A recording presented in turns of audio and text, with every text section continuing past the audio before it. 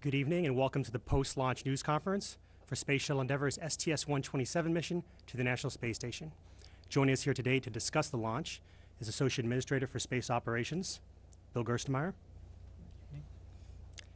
Canadian Space Agency President, Steve McLean,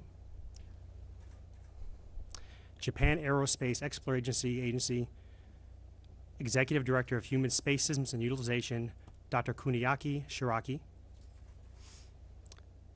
Shuttle Launch Integration Manager, Mike Moses. Good evening. And STS-127 Shuttle Launch Director, Pete Nikolenko. Good evening. We'll start with opening comments from our panelists and then take your questions. Mr. Gerstenmaier. Thanks, John. It's great to be here. It took a lot of patience and perseverance to get here, but the launch team did a great job of staying focused and continuing to move forward and understanding what we needed to do to get ready to go fly. The teams in Houston did a great job of staying ready and getting prepared to go execute this very demanding mission that's coming up. So again, it's a tribute to the team. We had a great launch today. We were ready. The weather finally cooperated, and we had just an awesome launch today.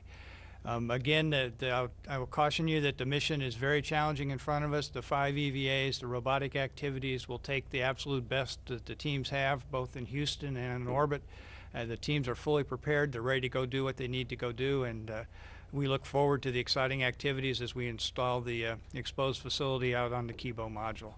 I think you'll also see in the ascent video that we had some foam loss events. You'll see those. There's several losses that occurred. There were probably a couple orbiter hits prior to the aerodynamic sensitive transportation time. That's the time when we could potentially get damage to the shuttle. There are probably 2 or 3 hits that you'll see in the video.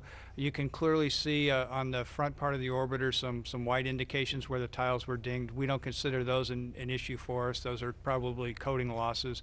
The issues will be in the back of the vehicle, and we'll take a look at those when we do the roll pitch maneuver that's planned. We'll also get wing leading edge sensor data.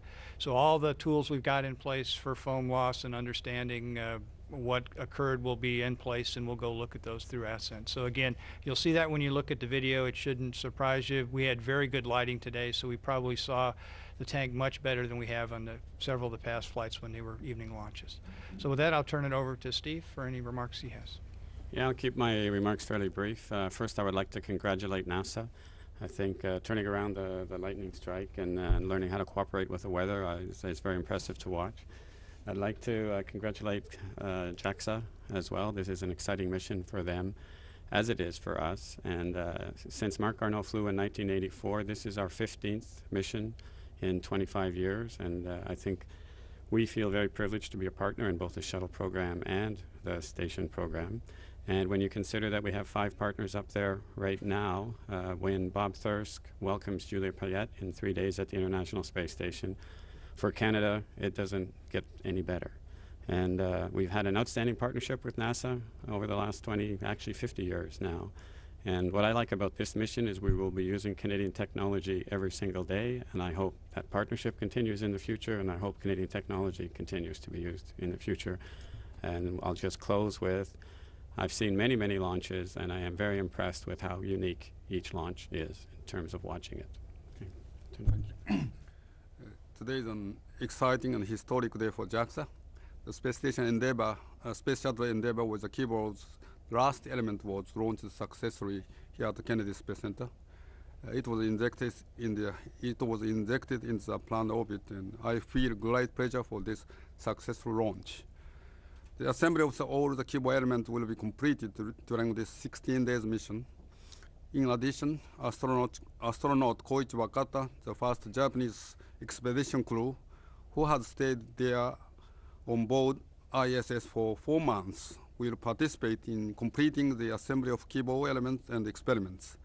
There are a lot of assembly activities in his mission. For astronaut Koichi, the job to complete his mission will bring glory to the end of his long-term stay. I have confidence that he will accomplish this hard job with his hard training and professional skills, I believe. I sincerely appreciate the support and cooperation from NASA and other international partners who have been working with us. I wish success for the STS-127 Endeavour mission and the safe return of all the crew. Thank you. Let's see, folks, on the way over here, I was trying to think, what's that soundbite I'll give you at the beginning, and I said, okay, it's worth the wait. But the truth is, no, I'd much rather do this without the wait. It was a really tough road to get here. If you go back, this started for the OV-105 team way back in October when we rolled out for the initial launch on need for the Hubble launch that was back there in that month. And then we had some delays with Hubble, and everything just started sliding. And the 105 team slid right along with it and found themselves right back in the launch on need posture here in May when we launched 125. And then we got them over to the right pad A, and we started working the flow. And then they had their own challenges. We had a lot of weather issues while they were sitting out there on the pad. And then we got into the launch counts. We had the GUP leaks that we've overcome on the ET vent. We had our own lightning strikes right before launch that we had to work through. The teams did a great job. If you compare back to what we did on STS-115 when we had a lightning strike close to final count, that took us 3 or 4 days to get through. We were through with this one in less than 2 days and knew we had a clean vehicle for launch. And then just most recently, just the challenges of Florida weather in the afternoon to get both range weather for launch and RTLS weather for abort landings to line up with us. We fortunately didn't have to talk about TAL weather today. That's yet another thing we could have had. So I guess the 105 team was a little lucky.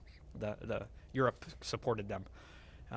But basically, with all that said, it was an unbelievably smooth countdown today. And for that matter, every countdown that we were in recently here has been unbelievably smooth. The team was flawless. The vehicle was flawless. The ground systems were flawless. Everything just went great. I talked to the folks back in Mission Control. They finished up OMS 2. Everything was fine. You might have heard a call during ascent to turn on high-load duct heaters. AB, those are actually a set of heaters to beef up some of the heaters in the FES, which is the flash evaporator system. We use that to cool the shuttle. It was just they saw a little more cooling than normal, probably a little bit of water in there that we weren't expecting, although with the rain you probably could expect it. And so that heater came right on and the system stayed within parameters. There's no issues with the FES. So just one extra switch throw for the crew going uphill. Bill Gersmeyer talked to you about some of the foam releases we saw, and the teams, that's a normal plan for us. We bring out all our assets and our tools. We'll do the RPM, we'll do radar wing leading edge downlinks. We have the radar imagery that we'll see, all the ascent photography that we just took. The crew handheld photography of the tank will show us a lot what came off the tank from both the crew handheld and the ET digital umbilical wells. We have the Flight Day 2 inspections where we pull the OBSS out and look at the wing leading edge. So the bottom line is, we saw some stuff that some of it doesn't concern us, some of it you just can't really speculate on right now, but we have the tools in front of us and the processes in front of us to go clear this vehicle for entry, and all that will be followed, and you'll know as we know what we find as we do that stuff. So no real worries there. We just got to wait and see what happens. You also might have heard we had last night a fuel cell test that we ran. We were a little worried at low power levels. Fuel cell 3 had a condenser exit temperature that was a little higher than we thought. And when we hook up to the space station, we drop the power levels in those fuel cells because we start taking the power from the station instead.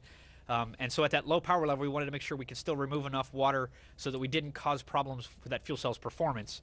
And the way we would have fixed that would have been to put more load on it, which basically meant we wouldn't have been taking as much power from the station as we thought. So the real concern there wasn't from a hardware issue with the fuel cell itself. It was more from a mission planning standpoint to make sure we really understood the calculations we were using to predict cryo usage. So we asked the team here at KSC to dial it down a little bit so we could see how it performed at lower power levels. We got really good data. The teams factored that into their calculations, and they showed that we're plenty fine on margin for the on-orbit mission. They'll probably talk a little bit more about it. They'll watch, see how it really performs once we do hook it up. So you might hear us talk a little bit more about it, but I don't expect the fuel cell problem to be any kind of problem on orbit whatsoever. Let's see. With that, I guess, I can switch gears to orbit. Like Bill was saying, this is a very challenging mission. It's very packed. We made some changes to be able to launch today. If you recall, we had what we cut out that said that today was not a good day to launch based on a progress docking that's coming up. So the way we did that is we kept undocking on the same day. So from the progress's standpoint, we're still leaving space station at the same time. And we did that by moving some activities to the other side of undock, most notably OBSS handover. The very last thing we were going to do before we undocked was pull the OBSS out of the bay with the space station arm hand it off to the shuttle arm, and position it in a position that then the next day we could undock. After that undocking, we would then get that arm and immediately start our light inspections. We do that for two reasons. One is it's a good get-ahead to do while you're docked because you have extra sets of hands and extra cameras. The other thing is if you're going to try to undock in the morning and complete all your light inspections in the afternoon, you need to have had the arm already being held by the shuttle arm. There's not enough time in the day to get it out with the shuttle arm and fit that all in with an undocking in the morning. So what we did is we just flip-flopped. We moved undocking to the night before, and we gave the time that we were going to be undocking to OBSS, undock and hand off from the shuttle arm itself. So really we just flip-flopped two activities. A couple other things, minor, but that was the big time saver. And so that leaves our full docked mission, that leaves our full orbit mission. The dock mission stays 1 day shorter, and the undock mission now gets 1 day longer. So we keep the same 16-day mission. We undock on the 28th, the same day that we had been planning to, and that's how we were able to overcome our timeline challenge and have today as a good launch day. So with that, I'll just wrap it up by saying, before we introduce Pete here, I wanted to congratulate him. You'll notice his tie's cut off. This was his first launch, and I can't think of a more challenging first flow for a launch director. Pete did an outstanding team leading the job. I am unbelievably impressed with his ability. So I'll say thanks to him for getting us here. Well, thanks, Mike. You know, since the last time we met a couple of days ago, we had a really smooth 48-hour launch countdown scrub turnaround. As many of you may know, we did bring the rotating service structure back around. We replaced those thruster Tyvek covers, all of them, and then basically reset the clocks, if you will, with replenishing liquid hydrogen and oxygen to get ourselves in posture to launch today. And as Mike did say, we had an incredibly smooth launch countdown today. Again, a smooth tanking. The ground umbilical carrier plate had no leaks again. And about the only things that we did note coming in through the course of the day, the final inspection team did note some of that liquid hydrogen T0 umbilical slushy ice, if you will, just as we had seen the previous two tankings, but the dimensions of that slush was bounded by what we had already noted over the previous couple of days, so that was no issue.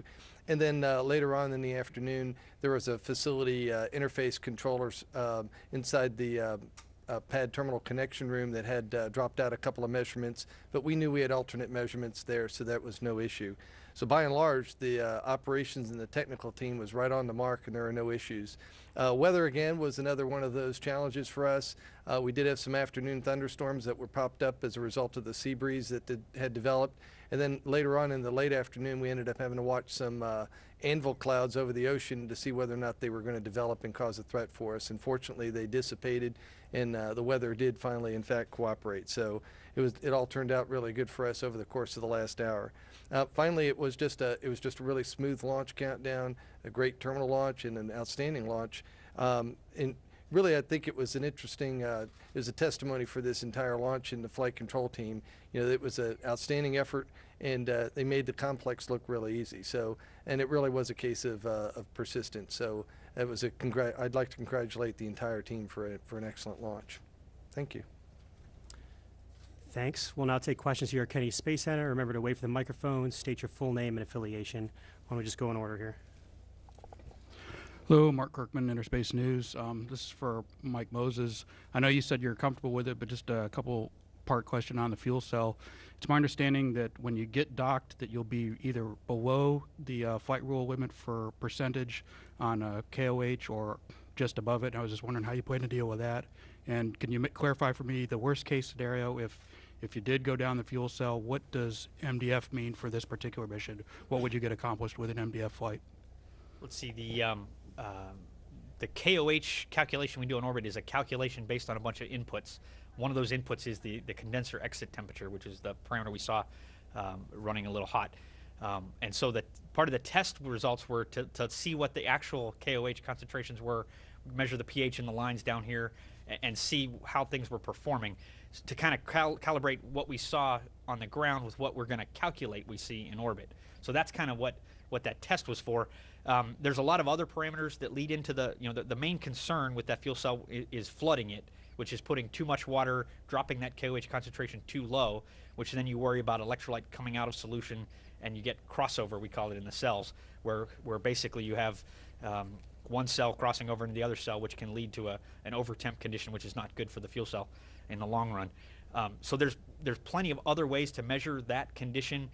In addition to the exit temperature, there's the coolant loop temperatures, the water inlet outlet temperatures, the actual cell voltages. We have a delta volt calculation across the cells, and then we have a system called FCMS, which is a fuel cell monitoring system that every day takes daily snapshots of that individual cell voltages. So all that tells you the same thing of watching for flooding and fuel cell crossover.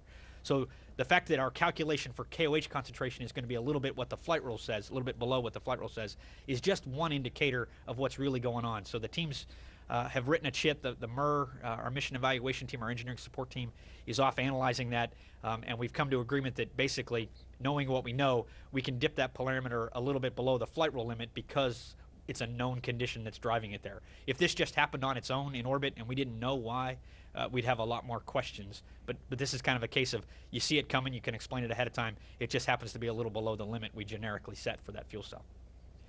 The second question was if it goes completely and we find ourselves in an MDF. This timeline is basically, I don't want to call it unique, but most of the gear that's going up is in the payload bay, is transferred over to station, and then unloaded from there. The Japanese exposed facility gets installed.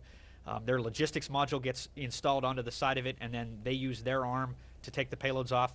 The ICC VLD, which is the carrier with the batteries and all the ORUs, gets taken off and moved over to the space station. So effectively, we would empty the payload bay and then undock with an empty payload bay. That's the MDF timeline. And MDF, just so I don't get the acronyms right, minimum duration flight. That's what we do if we found ourselves with a scenario that said land as soon as you can, without being an emergency situation. Let's go over in the front row. Hi, Craig Cavalt with Spaceflight Now. On the debris, where do you think that was coming from? Looked like it had to be maybe the oxygen tank. And secondly, why this tank? You haven't really had any debris problems in quite a while. Could it have been the pad time over the last several weeks and also the loading cycles? I guess we'll take a look at all that. You know, from the video, it looks like it was released upstream of the camera. So that's somewhere upstream of forward of 1129 on the tank in dimensions. We'll look at all the things you talked about. We've done some analysis before, and we looked at tanks that we've loaded multiple times. We didn't see any indications that would cause us any concern with multiple loadings, but we'll sort through that. We'll get the images from the tank or from the external umbilical cameras. We'll also get the handheld from the crew, and then once we start understanding that, we'll start sorting through to see if we can understand what's going on and why our performance is a little bit different than we've seen in the past. Pat Duggins, WMFE and National Public Radio, for Bill or Mike or whoever would like to take it. Some of the debris releases appeared earlier than in previous missions, right around before and after SRBCEP. And I know you're looking at it, I know you'll be analyzing everything, but why would an earlier release cause you more concern than one later on?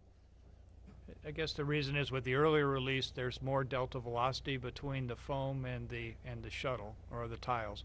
So then that can potentially cause more damage. You know, when you have a higher delta velocity, is that velocity is taken out of the particle hitting the shuttle. So the earlier that occurs, then later there's not enough delta velocity or enough difference in velocity between the two. The particle just kind of hits and just bounces off. There's not any energy that it can transport to the tiles. So the earlier concerns we have, or the earlier releases, we're a little more concerned about there being potential damage because there's more energy from the pieces that are being released. I guess another simplistic, it's definitely oversimplistic way of thinking about it is if it happened right away, the relative speed of the vehicle's not that great. And then once you get out of the atmosphere, if something comes off, it kind of stays at the same speed as you when it hits you, so the relative speed's not that great. But there's a chunk of time where you're still in the thicker part of the atmosphere where a piece of foam comes off and effectively stops, and we fly into it and hit it very fast. So it's not just atmosphere, but that's basically what that phenomenon is.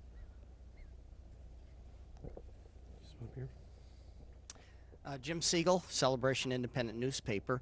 Could you please describe some of the activity that was going on perhaps on the shuttle during the last 48 hours ever since the last delay? What sorts of hardware might have been replaced, or was the payload checked, or that sort of thing? Could you describe a little bit about that? Sure. Once we brought that rotating service structure around, we did change out those thruster Tyvek covers. You recall that one thruster F1D had a partially debonded cover. We fixed that, and in fact, replaced all of those covers to, they're supposed to be changed out if they're not launched within a week. We also reprogrammed the wing leading edge sensors that detect any potential debris hits during ascent. We reset those sensors to basically adjust their timing to adjust to launch. We did also take on some liquid hydrogen and oxygen at the main spheres in order to support tankings for the external tank for today and a potential launch attempt tomorrow. And then we also check out various facility ground systems. There's several walk downs and facility ground preparations that take place to turn all of those pad facility systems around and prepare them for the next launch attempt. So there are a lot of checks, and then we also perform walkdowns on those systems and around the vehicle to make sure that it looks clean. So once we've completed all that and the teams get in, they do their checks, and then they do an orderly back out, if you will, to get ready for the tanking, which took place this morning. Why don't we go to Jay Barbary in the front, and we'll come back over here to Todd. I agree with NBC. Bill, I believe the critical area where you can get damage done is from about plus 1 minute to 2.5 minutes. You got about 1.5 minutes in there. Is that correct? And did you notice any hits in that area, like on the elevons? I believe there was one back there. Yeah, we really, the aerodynamic sensitive time, or where this velocity kind of ends, is about 2 minutes and 15 seconds. So it's a little. Yeah, it's 2 minutes and 15 seconds. So it's a little bit after SRB separation, and it starts a little bit earlier. We really can't see very well in the back, so we don't have many indications to see what's going on there. We'll have to use our tools as Mike described, and we'll sort through this once we get on orbit and see where we are. And Mike, how are we doing for August 18th for STS-128? Yeah, we talked about that. We changed around some of their milestones. The coming out of the OPF is going to be delayed a little bit. Basically, we need to turn the pad around that we just launched from, and then we're ready to take the 118 vehicle out there, or I'm sorry, the 118, the 128 vehicle out there right away. And so rather than rolling it out on its scheduled time when it was ready and then leaving it sit in the VAB where it's not environmentally protected very well, we're going to keep it in the OPF until we're ready. So we moved that date to the 20th, and then we'll head out to the pad. So we're still looking real good for the 18th as our launch date for right now. So that's still solid. Yes, definitely. Todd? Todd Halverson of Florida Today, probably for Mike or Bill. You know, to the untrained eye, the hits on the tile up on the forward part of the underside of the orbiter, you know, look like they're pretty good gouges. What does your trained eye tell you about those hits that I might not be seeing? And is that particular area exposed to lower temperatures during atmospheric reentry than other areas? And I have a follow-up. Yeah, I can say, you know, basically you can kind of do the comparative analysis back to STS-125, where we had a piece of foam come off up on one of the LO2 ice frost ramps and hit a little more up on the chine closer to the upper edge, and it kind of skipped along and gouged out a streak. These look like little small streaks. So you kind of look for a couple things. Obviously, with black tile, as soon as you scuff that top coat off, you see white underneath, and it makes it look very dramatic. But just the fact that it's a scuff across the top coat's not that big of a deal. If it's a deep enough scuff, we have repair techniques that would basically just go out and for simplistic purposes, we'll call it shoe polish, our mittens wash that we put over, and we make the white part look black again, and that helps us with entry heating. Worst case, if it's a deep enough gouge, you'd go fill it back up with some ablative material. So the fact that they look like they're on individual tiles or maybe just one or two tiles, that really helps. You know, the 125 one skipped across multiple tiles, and you worry there that if you take damage across multiple tiles, if they're deep enough, that's a harder repair if you had to do it, and you get recirculation, you get some interaction between the gap fillers that might be in there. So this didn't look like any of that. It looked like very small things. And so that's kind of what the trained eye is telling me, that these look like individual small hits that just took the top coating off. Again, it's very hard to tell size and depth with this camera, and so we're not gonna make judgment until we see the real good pictures from RPM. Yeah, just a real quick follow. The position those are in, to me, it looks like you might have to wait until the RPM to get good imagery of that, or am I wrong on that? Can you get imagery on that area in the Flight Day 2 inspection? And I'm trying to remember also what the flight rule is for fuel cells. If you were to lose a single fuel cell, is that a situation where you come back in, or what's the flight rule with those? Let's see, as far as the scans go, I'm trying to remember. I can picture the map in my head. I think this is a little below where we would normally, as we scan across the RCC pickup. We tweaked them a while back to get a little more of the crew cabin as we come by, so we might actually pick this up there. I think it's far enough under the belly, though. We probably won't see these on flight day 2, but we'll have to check that and see. The teams back in Houston probably already know the answer to that question. And then I have to apologize. I am drawing a blank. I think single fuel cell down is an MDF, but it's been a little while since I've looked that one up. So, but we can go with that for now. Greg? A little more detail, if you don't mind, either Bill or Mike, I guess. Affiliation, Greg? Greg Dobbs with HDNet Television, I'm sorry. I'm glad I'm with HDNet Television, but I'm sorry I didn't say it. The coating losses, as you characterize them, is that it's not insignificant, and yet you're not characterizing it as anything significant if they're only coating losses. So what is the importance of the black coating that might just be slightly nicked? Again, it has to do with heat transfer, and the black coating has a certain emissivity, which means it radiates heat away from it during entry. So if there were significant areas that were scuffed, even if the coating was gone, then you would put this shoe polish stuff that Mike talked about that would put the same reflective kind of coating back on the tile. But if it's just a small area that just has a little bit of this coating loss, it changes the heat transfer slightly, but it's not a big deal at all from an overall tile standpoint. So the only concern is, as Mike described, is there a gouge, and is some of the actual silica material, the white material underneath, removed that removes some of the insulation? Then you might have a concern. And then we have the second technique where we can go put the essentially putty in to go fill that in, and then we can put some other repairs. So we've got a lot of repair techniques to go do this.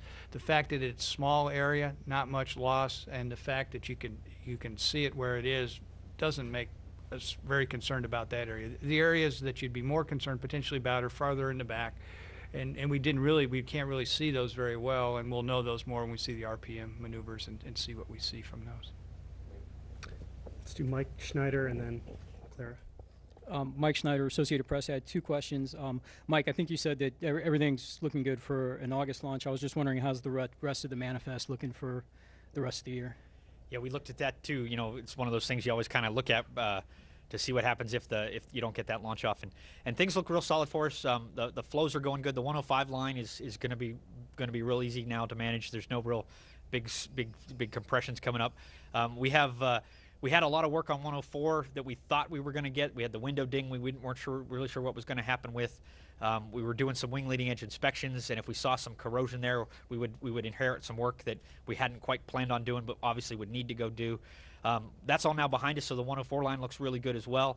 And then 103 is ready to go and get out to the pad and launch. So integrated across the manifest, we're still in really good shape. We actually had a meeting yesterday to talk about if we didn't launch in this window and we moved into end of July, what would happen. It kind of takes the rest of our margin out, so we still would have finished the last flight on time. So that tells you we still have some healthy room to wiggle flights back and forth. The closer we get to the end, the harder it is to do that, but we're still in pretty good shape to make the end of the manifest. If I could ask one more question, I don't know if either Mike or Pete want to tackle this one, but this launch almost tied a record for delays, and part of it was weather, part of it was technical, and part of it is the fact that you're launching in July. But are some launches just cursed with the bad luck of delays, or what are your thoughts on that? I'm not going there. I ain't either.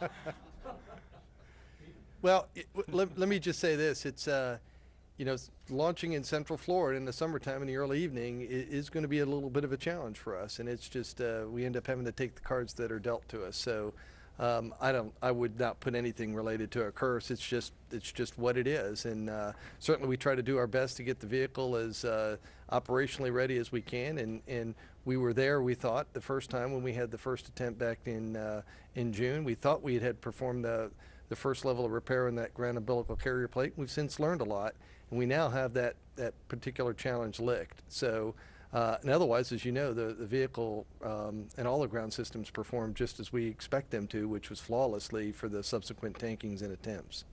You know, we make a lot of light of the fact that, you know, we make fun of the folks who were in charge of the flow and that they wore the wrong socks that day or something like that. But the reality is that this is a really tough thing to do.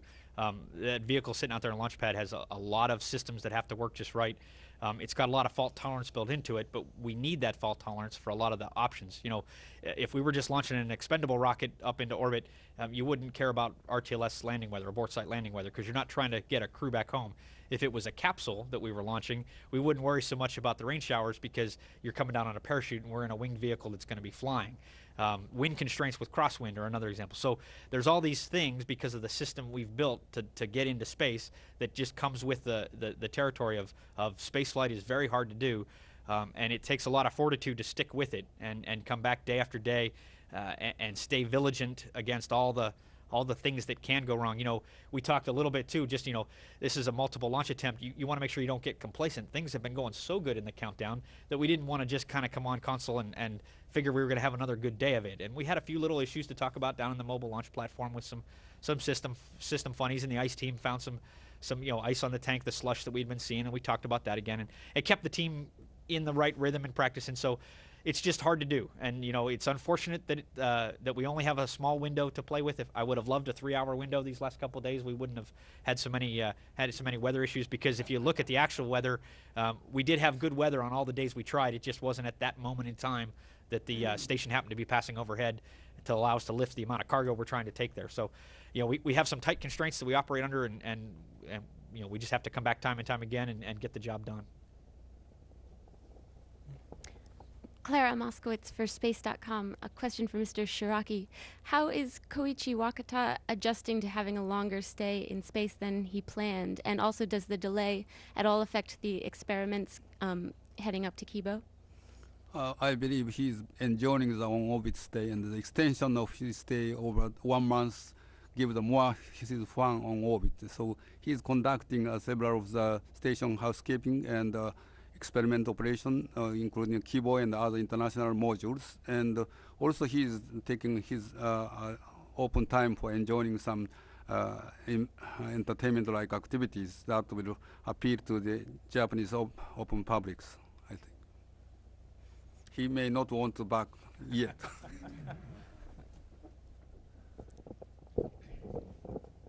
A couple of questions. One on just the nuts and bolts of the inspection process. Like, does it begin immediately? At a minimum, how long does that last? Are the astronauts involved? And if they have to get busy with that in their jam-packed schedules, does that put at risk other things they have to do? And then a question for Steve McLean.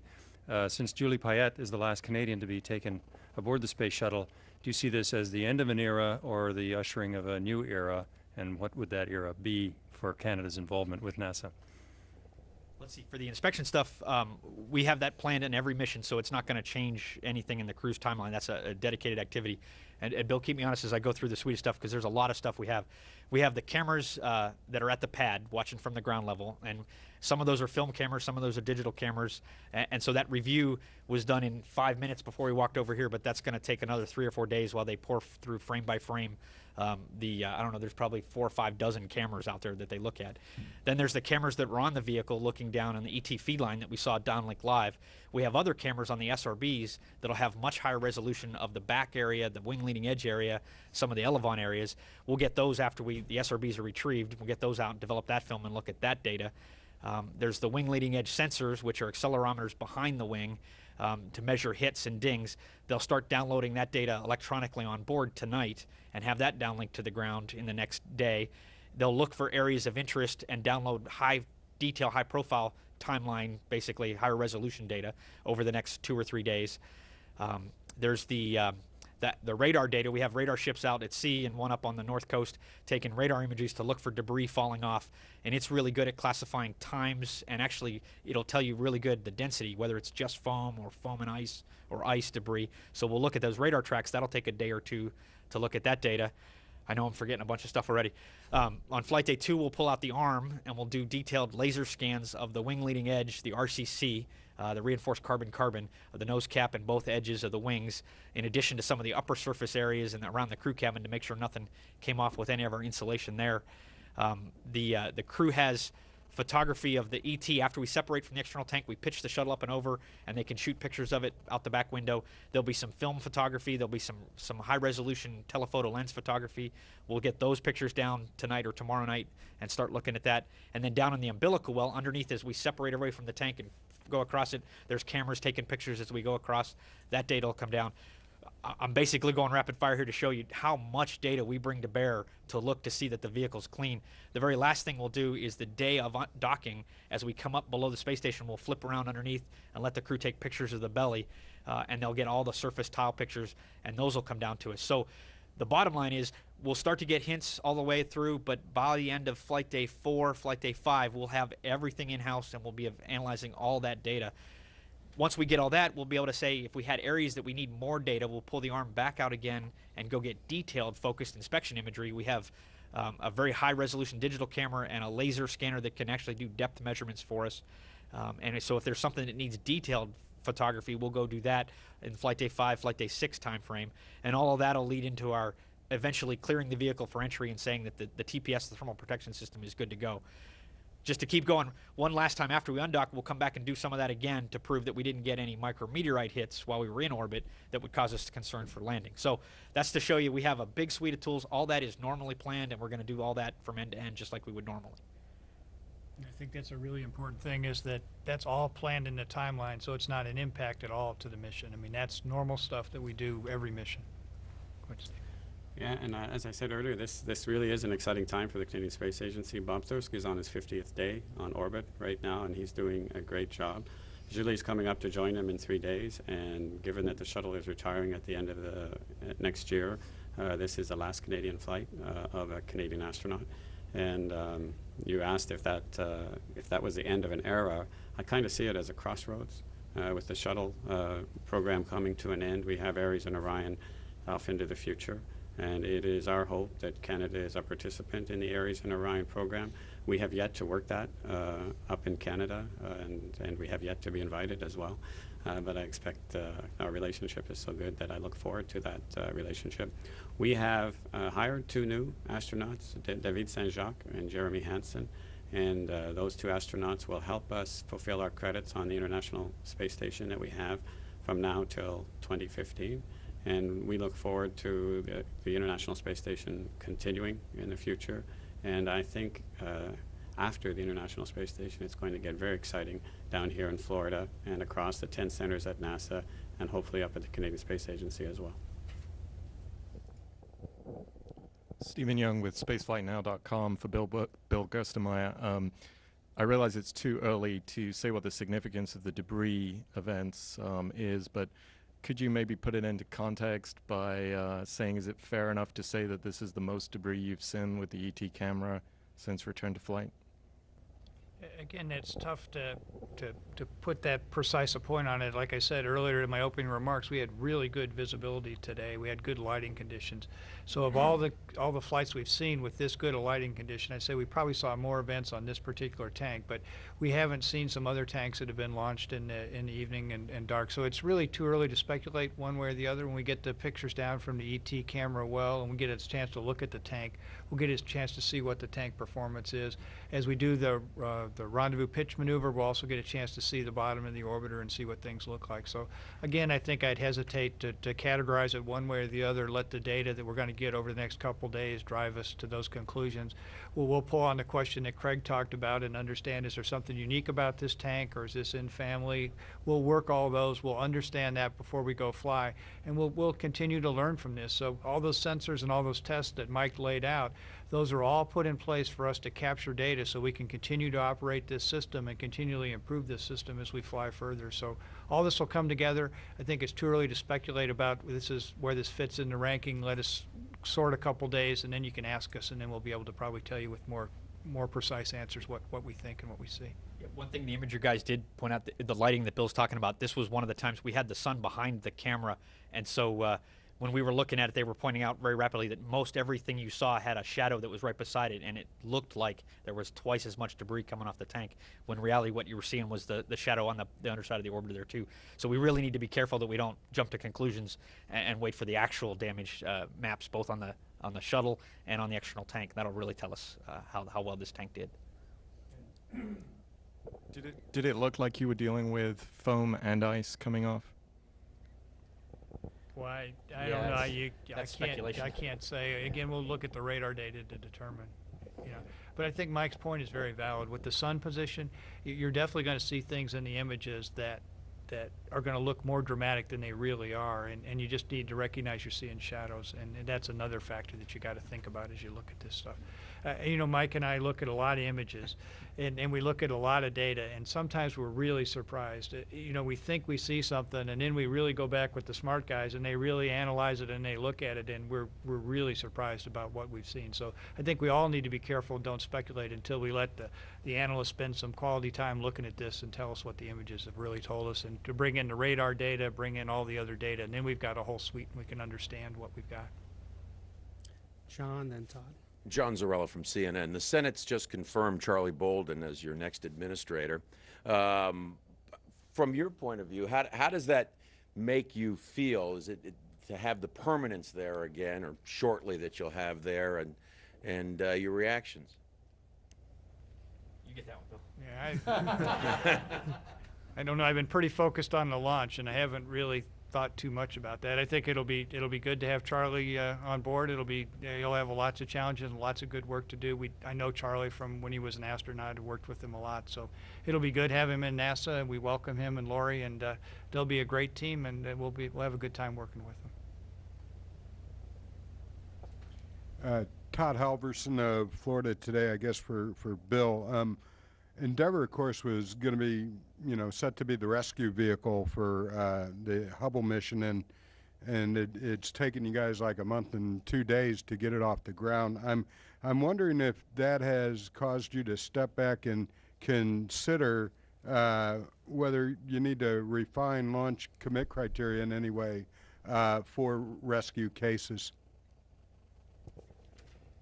Again, I think when we're back now kind of in our station flights, we look at how much time we have on orbit in terms of on-orbit stay time, and we've got quite a bit of time where that overlaps. So we're not in a big hurry to get the rescue shuttle launched. We can go work that.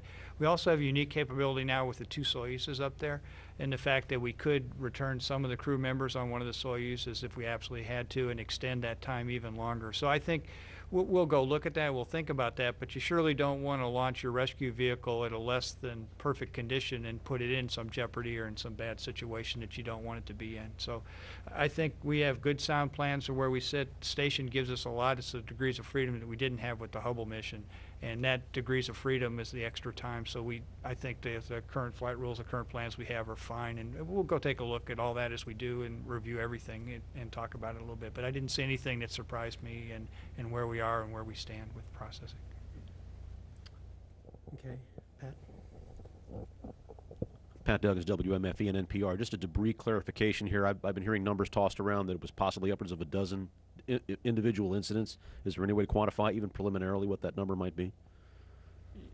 I think we saw probably 8 or 9 events, and now some of them are very late. Some of them are like on 6 minutes, almost at main engine cutoff. So those are not going to be a concern at all. So you'll see some of those. But I think total during ascent, Mike and I sat there. We kind of counted them with the guys. I would say 8, 9, somewhere in there. Like that.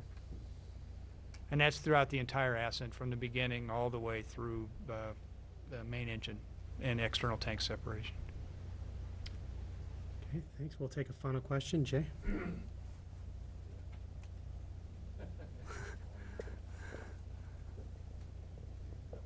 Jay. Pete, it's been my good fortune and good luck to have covered every launch director for America, going back to Werner von Braun, Kurt Debus, guys like George Page, Bob Harrington, Leimbach. I think you know Mike. It's been here, and of course we had the great Bob Seek in there. And I just wanted to say that we haven't had one more qualified and more deserving than you, and certainly not any more nice than you are. Congratulations on your first one. Well, thanks, Jay. Well, and I have to say, this is certainly really is the culmination of a huge team effort, and it's not just here at Kennedy Space Center. It's just it really is an international effort. But thank you very much. I'll take those congratulations. Thanks. Thank you. And with that, we'll conclude today's news conference. For more information on the mission, please tune into NASA television, and also you can go to the web at www.nasa.gov/shuttle. Thank you for joining us.